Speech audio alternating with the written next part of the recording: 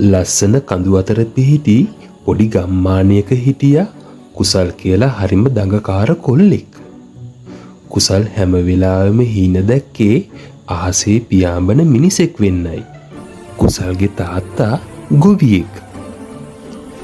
ඔය වැඩකට නැති හීන පැත්තකට දාලා පාඩම් කරන්න. හොඳ රස්සාවක් කරන්න බලන්න. දැන් හෙට අනිත් විභාගෙ ලියන්නත් තියෙනවනේ. ඕව අල්ල අතරට දාන්න. පාඩම් කරන්න. මොන උඩ යනවද මේ? තාත්තා එහෙම කිව්වා.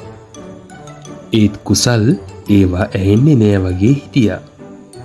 දවසක් කුසල් තමන්ගේ අම්මටයි තාත්තටයි ගමේ ඉන්න හැමෝටමයි කිව්වා අද මම අහසේ පියාඹනවා. ගමේ මිනිස්සු කුසල්ට සමච්චලයට වගේ hina වෙන්න ගත්තා. කුසල් ඔයාට පිස්සුද?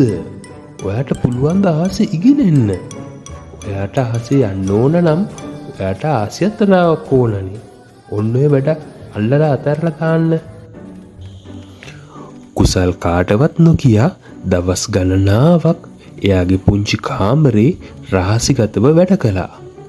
එයා එකතු කරපු කෙඳි, පරණ ලී කෝටු එව්ව එකතු කරලා පොඩි යානාවක් හැදුවා.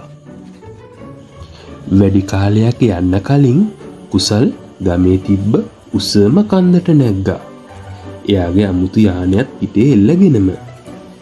ගමේ මිනිස්සු කන්ද පාමුලට වෙලා ඒ ගැන බලාගෙන හිටියා. කුසල් කොහොමද ඉගිලෙන්නේ කියලා. කුසල් ලොකු හුස්මක් අරගෙන කන්දෙන් පහළට පැන්නා. කන්ද පල්ලෑ හිටපු මිනිස්සු කෑ ගැහුවා.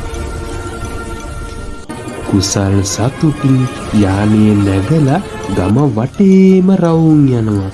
ගෙවල් උඩින්, වහලවල් උඩින්, පිට්ටෙනේ උඩින් ගමේ මිනිස්සු ඔක්කොම පුදුම වෙලා බලාගෙන ඉන්නවා මේ කුසල්ගේ අමුතු යානය ගැන. ගමේ මිනිස්සු විතරද කුසල්ගේ තාත්තා කට ඇරගෙන බලන් හිටියේ. ලොකු වටයක් ගහලා ඉවර වෙලා කුසල් හිමීට යානයෙන් බැස්සා. ගමේ මිනිස්සු ඔක්කොම කුසල්ව පිළිගන්න එතනට ආවා.